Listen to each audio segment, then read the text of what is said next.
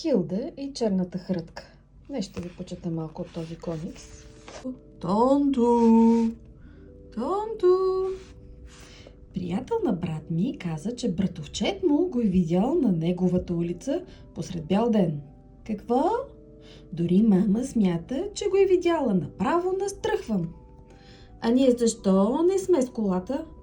И не изглежда като да се опитват изобщо да го хванат. Това ме притеснява най-много. Тонто! Уф, глупаво е. Какъв е шансът просто да попаднем на него? Подуш? Тук Хилда търся Тонто. Съчко! Тонто? Да, аз съм. Не си. Уверявам те, че съм. Аз търся друго нисе на име Тонто. Но ние всички се казваме Тонто.